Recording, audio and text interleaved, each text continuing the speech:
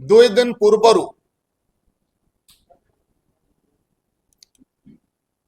जड़े तथाकथित चैनल संपादक सुधांशु राउत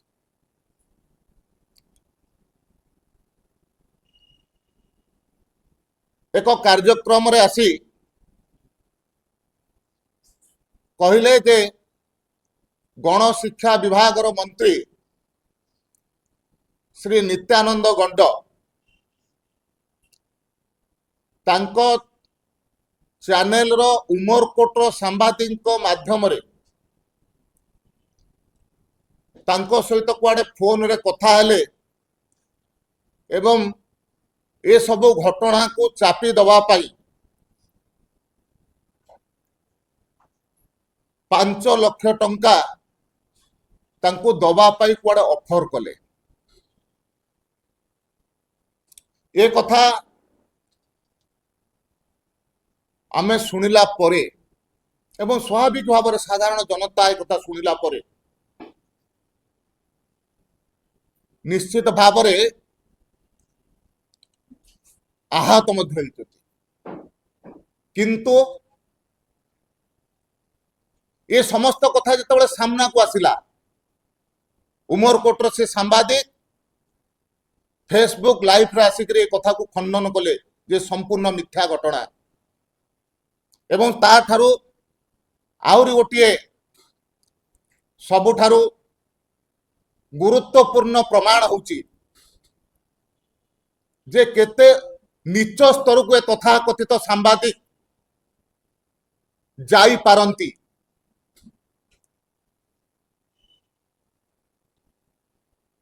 उमरकोट तांकर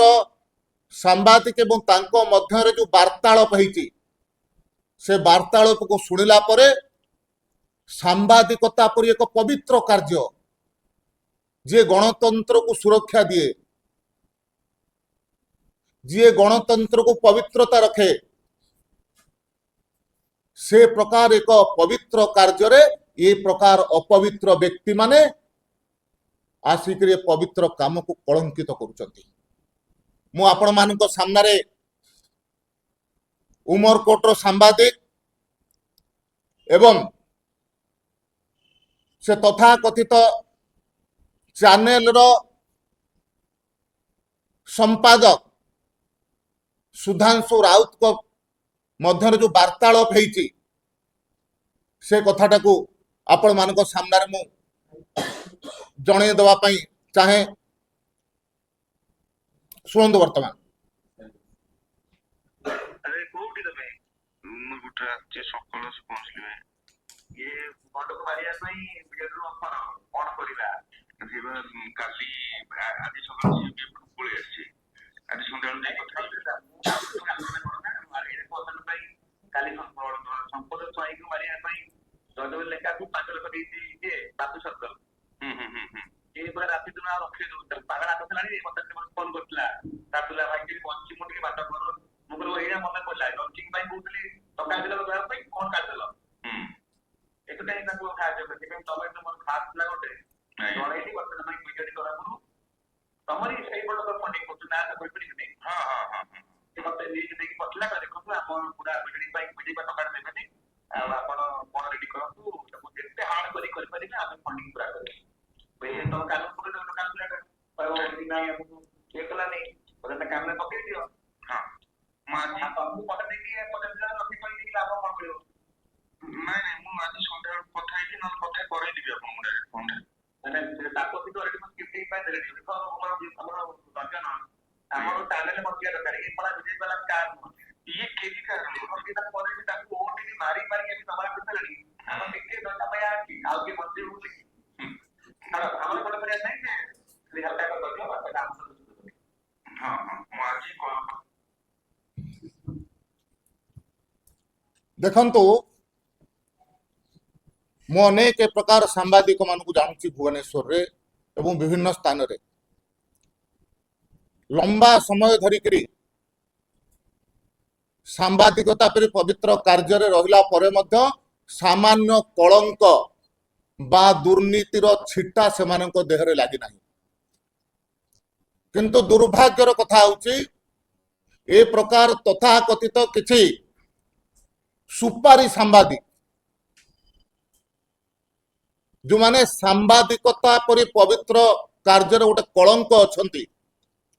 ସେମାନେ କୁ ପ୍ରକାର ଭାବରେ ଏ ଷଡ଼ଯନ୍ତ୍ରରେ ଲିପ୍ତ ଅଛନ୍ତି ଏବଂ ଜଣେ ଆଦିବାସୀ ମନ୍ତ୍ରୀ ଉମରକୋଟ ପରି ଉପାନ୍ତ ଅଞ୍ଚଳରୁ ଆସିଛନ୍ତି, ଜଣେ ଯୋଗ୍ୟ ମନ୍ତ୍ରୀ, ଅତ୍ୟନ୍ତ ସରଳ କିନ୍ତୁ ଅତ୍ୟନ୍ତ ଯୋଗ୍ୟ ମଧ୍ୟ। ସେ ପ୍ରକାର ମନ୍ତ୍ରୀକୁ ହତ୍ୟା କରିବା ପାଇଁ କୁ ପ୍ରକାର ଷଡ଼ଯନ୍ତ୍ର କରୁଛନ୍ତି, ଯାହା ତାଙ୍କର ଅଡିଓରୁ ଜଣା ପଡୁଛି। କେବଳ ସେ ଜଣଙ୍କ କଥା କହିନାହାନ୍ତି, ଆଉ ଜଣେ ମନ୍ତ୍ରୀଙ୍କୁ ମଧ୍ୟ, ଶିଳ୍ପ ମନ୍ତ୍ରୀଙ୍କୁ ମଧ୍ୟ ହତ୍ୟା କରିବା ପାଇଁ ଷଡ଼ଯନ୍ତ୍ର କରାଯାଇଛି। ତେଣୁ ମୁଁ ଆପଣମାନଙ୍କ ମାଧ୍ୟମରେ, ଗଣମାଧ୍ୟମ ମାଧ୍ୟମରେ ଆପଣମାନଙ୍କୁ ନିବେଦନ କରୁଛି ଯେ ଏ ପ୍ରକାର ତଥାକଥିତ ସୁପାରି ସାମ୍ବାଦିକ ମାନେ କମ ସେ କମ ଏ ପବିତ୍ର କାର୍ଯ୍ୟରେ ଆପଣମାନେ ତାଙ୍କୁ ଦୂରେଇକି ରଖିବାର ଆବଶ୍ୟକତା ଅଛି। ରାଜନୀତି ବାଟରେ ହବ, କିନ୍ତୁ ରାଜନୀତି ଭିତରେ ଏ ପ୍ରକାର ମାନସିକତା, ଏ ପ୍ରକାର ତଥାକଥିତ ସାମ୍ବାଦିକତାର କୌଣସି ସ୍ଥାନ ନାହିଁ। ଏବଂ ଯାହା ସେ ଅଡିଓରୁ ଜଣା ପଡୁଛି ଯେ ଦୀର୍ଘ ଦିନ ଧରିକରି ଓଡ଼ିଶାରେ ବିଜୁ ଜନତା ଦଳ ଶାସନ କ୍ଷମତାରେ ଥିଲା, ସାଧାରଣ ଜନତାଙ୍କ ଦ୍ୱାରା ପ୍ରତ୍ୟାଖ୍ୟାତ ହେଲା ପରେ ସେ କୋଉ ସ୍ତରକୁ ଯାଇପାରେ। ଗଣମାଧ୍ୟମକୁ ଅପବ୍ୟବହାର କରିବା ପାଇଁ ସେ ମଧ୍ୟ ପଛଉ ନାହିଁ।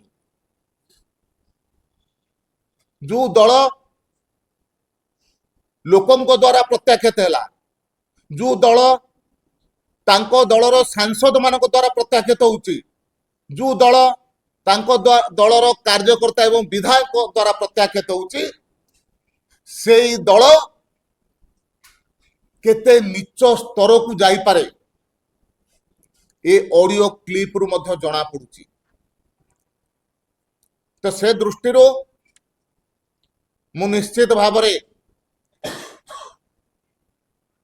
ବିଶ୍ୱାସ ରଖିବି ଏବଂ ଯେ ୟାଙ୍କ ବିରୁଦ୍ଧରେ ଏଫଆଇଆର ଦିଆଯାଇଛି, ନିଶ୍ଚିତ ଭାବରେ ତଦନ୍ତ ହେବ ଏବଂ ତଦନ୍ତରେ ଏ ପ୍ରକାର କାମଳ ସାମ୍ବାଦିକ ଯେଉଁମାନେ ଅଛନ୍ତି, ଯେଉଁମାନେ ପବିତ୍ର କାର୍ଯ୍ୟକୁ ଅପବିତ୍ର କରିବା ପାଇଁ ଚେଷ୍ଟା କରୁଛନ୍ତି, ଯେଉଁମାନେ ବିନା କାରଣରେ ଲମ୍ବା ସମୟ ଧରିକରି ରାଜନୀତି କ୍ଷେତ୍ରରେ ରହିଲା ପରେ କଳଙ୍କ ଶୂନ୍ୟ ହୋଇକରି ତାଙ୍କୁ କଳଙ୍କିତ କରିବା ପାଇଁ ପ୍ରୟାସ କରିଛନ୍ତି, ସେମାନଙ୍କ ବିରୁଦ୍ଧରେ ଦୃଢ ଏବଂ ଦୃଷ୍ଟାନ୍ତମୂଳକ କାର୍ଯ୍ୟାନୁଷ୍ଠାନ ହେବାର ଆବଶ୍ୟକତା ଅଛି। ଇଏ ତ ତଦନ୍ତକାରୀ ସଂସ୍ଥା କରିବେ ଏବଂ ମୁଁ ମଧ୍ୟ ଗଣମାଧ୍ୟମର ପ୍ରତିନିଧି ମାନଙ୍କୁ ବା ଗଣମାଧ୍ୟମର ଯେଉଁ ନେତୃତ୍ୱ ଅଛନ୍ତି ସେମାନଙ୍କୁ ମଧ୍ୟ ନିବେଦନ କରୁଛି, ସେମାନେ ମଧ୍ୟ ଏ ପ୍ରକାର କାର୍ଯ୍ୟରେ ସହଯୋଗ କରନ୍ତୁ ଏବଂ ଏ ପ୍ରକାର ଷଡ଼ଯନ୍ତ୍ରକାରୀ ସୁପାରିଯୁକ୍ତ ସାମ୍ବାଦିକ ମାନଙ୍କ ଠାରୁ ଦୂରେଇ ରୁହନ୍ତୁ।